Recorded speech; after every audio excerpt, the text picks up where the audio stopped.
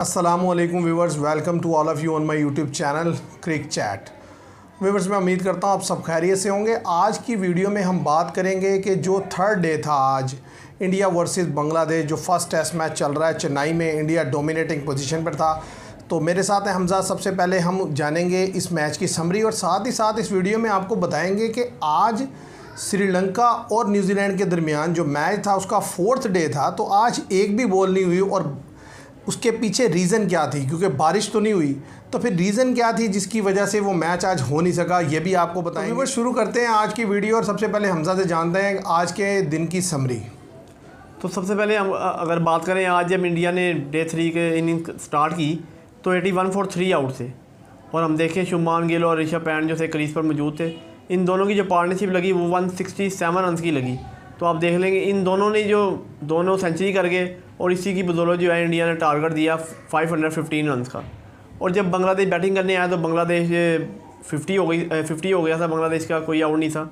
उसके बाद विकेट गिरी, एक जसप्रीत बुमराह ने पहला आउट किया, उसके बाद रविचंद्रन अश्विन लगे रहे 1 घंटे, फिर 3 विकेटें उन्होंने ली। तो विकेट जो है फास्ट के लिए इतनी मदद नहीं रही उसमें।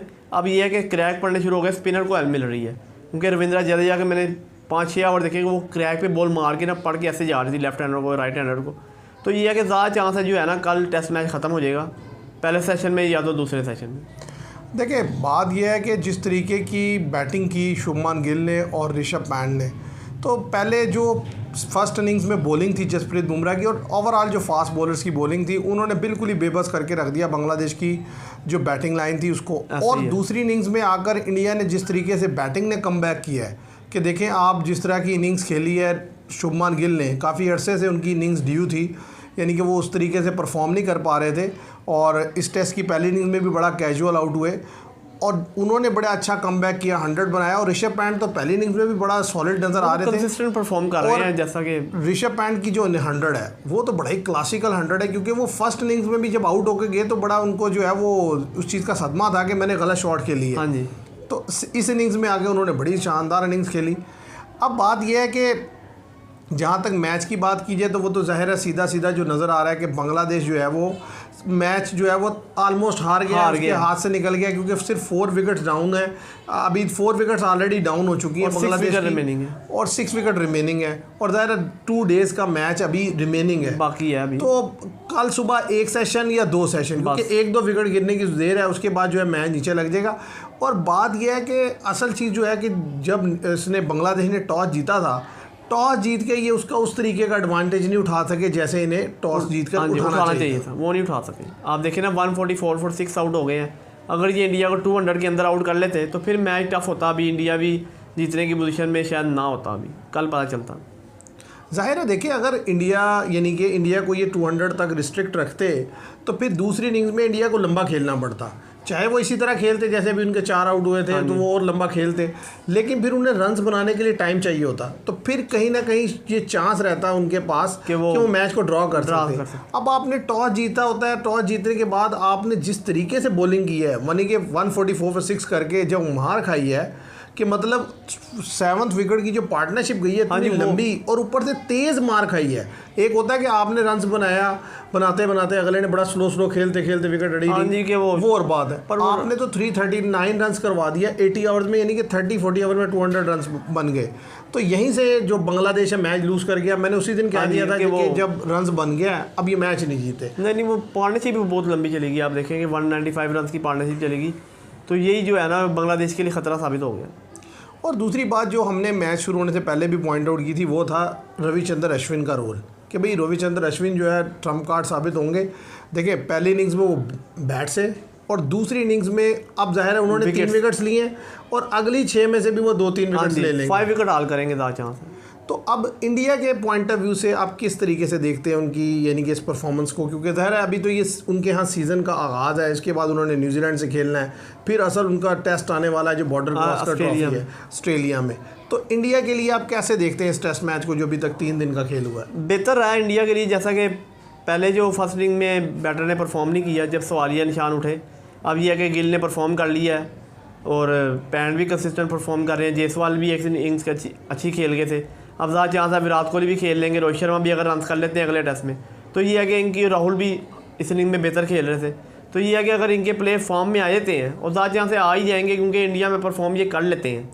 नहीं अभी देखें ना, जिस तरह विराट कोहली तो बड़े लंबे अरसे से फ्लॉप है, और विराट कोहली का फॉर्म में आना इसीलिए ज़रूरी है कि अगर आपने जीतना है अगेंस्ट ऑस्ट्रेलिया, हाँ जी, क्योंकि वहाँ पर बड़ा इंपॉर्टेंट रोल रहेगा की प्लेयर्स का। अब देखें रोहित शर्मा का, विराट कोहली का, इन दोनों का रोल बड़ा विराट कोहली इंपॉर्टेंट जो रहेगा। लास्ट टेस्ट सीरीज़ खेली थी अफ्रीका में, जब तो इन्होंने रन किया है 80 भी कर गए थे वैसे भी, उसके बाद ये गैप काफ़ी मिला, फिर अब ये आए टेस्ट सीरीज में वापस। नहीं टेस्ट क्या नहीं, मैं ओवरऑल बात कर रहा हूँ कि देखें ओवरऑल भी आप से मतलब आप 2024 का वर्ल्ड कप देख लें, उससे पीछे भी देख लें, तो बीच में यानी कि बिट्स एंड पीसेस में परफॉर्मेंसेस आ रही हैं, वरना पहले जितने कंसिस्टेंट थे ना, अब उस तरीके से कंसिस्टेंट परफॉर्म नहीं कर पा रहे। जैसा कि आपने देखा 2023 के वर्ल्ड कप में हर मैच में इन्होंने रन किया।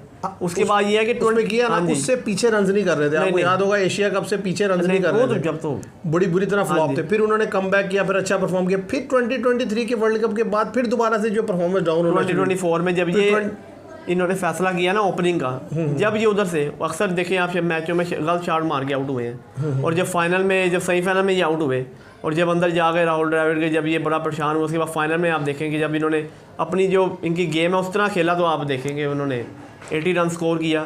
तो ये है कि वो अपनी पोजीशन पे वापस आ जाते हैं, पर ये है कि अब टेस्ट मैच पहले में नहीं चले, अब दूसरे में शायद चल सकते हैं।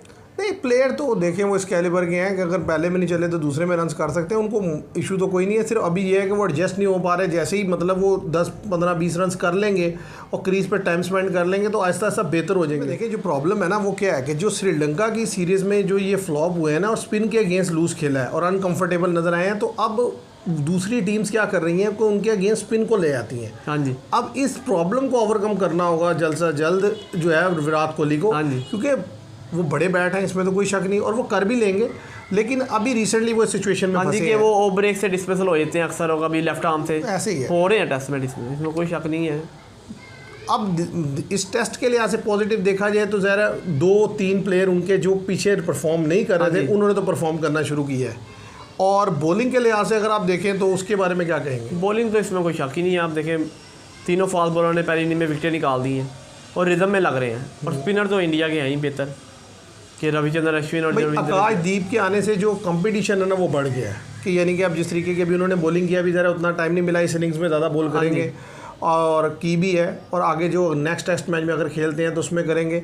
तो ऑस्ट्रेलिया में जो बॉलिंग की सिलेक्शन होगी ना, कि यानी कि कौन से 4-5 या सीमर लेके जाने हैं, वो अगर सिलेक्शन जो शामी फिट हो जाते हैं तो फिर देखना होगा। शामी तो लाजमी होंगे भाई, 3 ये तो होंगे ही ना, लेकिन जैसे कहा जा रहा है अर्शदीप को भी हो सकता है मौका दिया जा सकता है टेस्ट में, कि उनको यानी कि वहाँ पर यूटिलाइज़ किया जा सकता है। तो अभी तक तो व्यूवर्स जो टेस्ट मैच में जो सिचुएशन है उसमें इंडिया कंप्लीटली डोमिनेट कर रहा है, और बस जस्ट 1 और 2 स्टेप अवे है विक्ट्री से, और वो ज़्यादा चांस है कल फर्स्ट सेशन में या सेकंड सेशन में आ जाएगी, क्योंकि जैसे ही 1 या 2 विकेट गिरेंगी बांग्लादेश की, तो बांग्लादेश की बाकी टीम जो है वो प्लेयर्स जो हैं वो उस पर संभल नहीं पाएंगे।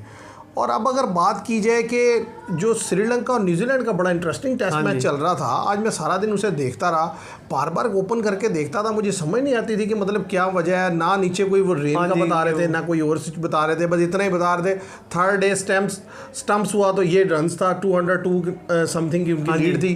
तो क्या वजह बनी, क्यों नहीं मैच हुआ? वजह यही बनी कि उधर इलेक्शन हो रहे हैं श्रीलंका में। अच्छा, जिसकी वजह से उनकी गवर्नमेंट ने भी कहा होगा, वैसे भी आपको पता है कि पाकिस्तान हो गया, जितने एशिया ममालिक हैं इधर जब इलेक्शन होते हैं तो तमाम चीज़ों को बंद कर देते हैं, कि स्कूलों में छुट्टियां दे देते हैं, वैसे जैसे इंडिया में पीछे हुए थे। मैंने भी एक जगह पढ़ा है शायद कि उन्होंने ये कहा है कि भाई वो जब मैं इसके बारे में सर्च कर रहा था कि आखिर रीज़न क्या है, तो उन्होंने कहा कि भाई एक्चुअली वोट डालने के लिए प्लेयर्स ने भी जाना था, हाँ जी, ऑफिशियल्स ने भी जाना था, तो लिहाजा उन्होंने, क्योंकि प्रेसिडेंशियल इलेक्शन हो रहा है, बड़ा इंपॉर्टेंट है उनके लिए, क्योंकि आपको पता है पिछले कुछ अरसे में काफ़ी क्राइसिस चल रहा था, ख़राब रहे हैं श्रीलंका में, तो इसलिए उन्होंने जो एक दिन का ऑफ लिया। 2007 या 8 के बाद ये ऐसा हुआ है कि किसी टीम ने जो है वो यानी कि किसी टेस्ट मैच में 1 डे का ऑफ आया, अदरवाइज तकरीबन 2007-8 में किसी टेस्ट मैच में हुआ था, ऐसे ही है। तो उसकी वजह से व्यूअर्स जो है वो टेस्ट मैच अभी रुका हुआ है, लेकिन इसके 2 जो डेज रिमेनिंग थे 2 डेज का मैच वो खेला जाएगा। अब संडे और मंडे खेला, ये 2 दिन खेले जाएंगे। तो ऐसा नहीं है कि ये दिन जो ज़ाया हुआ है इसमें कोई दिन चला गया, ये जस्ट आप समझ लें कि एक ब्रेक थी, एक ऑफ डे लिया है, और उसके बाद जब मैच होगा तो वो 2 दिन का जैसे बाकी रहता है उसी तरीके से मैच होगा, और मैच अपनी जगह उसी तरीके से पॉइज्ड है जैसे जब 3rd डे का क्लोज हुआ है, और श्रीलंका डोमिनेट करता हुआ दिखाई दे रहा है, और ज़्यादा चांस है कि श्रीलंका अगर 100 रन ऐड कर लेता है तो मेरा ख्याल है श्रीलंका के लिए ये मैच मैच जीतना जो है बड़ा आसान रहेगा। आसान रहेगा। 70% चांस जो है श्रीलंका के, जैसे कि हमने कल भी बात की थी कि 70% चांस मैं श्रीलंका को कहूँगा, क्योंकि वो 100 रन बना सकते हैं। जाहिर है, देखिए अभी 4 विकेट्स डाउन है, 2 प्लेयर उनके क्रीज पर मौजूद हैं, उसके बाद नीचे भी बैटिंग में लड़के मौजूद हैं और नीचे उनका मिडल ऑर्डर इतना लूज़ नहीं है कि वो रन्स बिल्कुल ना कर सके। इंग्लैंड में उनके ज़्यादातर लोअर मिडल ऑर्डर और मिडल ऑर्डर ने रन किया है, तो अभी वो प्लेयर्स बाकी हैं, तो मुझे उम्मीद है कि वो 100 रन ऐड करने की पोजीशन में है। हाँ, कल आकर अगर कोई एक्स्ट्रा ऑर्डिनरी बॉलिंग न्यूजीलैंड कर ले, कोलैप्स आ जाए तो 50-60 रन में गिरा लें तो गिरा लें, लेकिन वो मुश्किल नज़र आता है क्योंकि न्यूजीलैंड का जो सबसे बड़ा कंसर्न है ना वो उसकी बॉलिंग है। हाँ जी, बॉलिंग है, क्योंकि ऑफ जो उनके स्पिनर है ना वो डिलीवर नहीं कर पा रहे, और तो सेंसर जो ऑफ कलर है मेन स्पिनर उनके, इसलिए ज़्यादा चांस ये है कि ये मैच जो है ना न्यूजीलैंड के हाथ से निकल जाएगा अगर उन्होंने मजीद 100 रन ऐड कर लिए, क्योंकि फिर बहुत एक्स्ट्रा ऑर्डिनरी खेलना पड़ेगा और जिस तरह का ट्रैक 4th और 5th डे में खेलता है उसमें स्पिनर के लिए तो मदद होती है, और न्यूजीलैंड का कोई ट्रैक रिकॉर्ड अच्छा नहीं है अगेंस्ट द स्पिन बॉलिंग। तो व्यूअर्स, ये थी वजह जिसकी वजह से आज टेस्ट मैच नहीं खेला गया।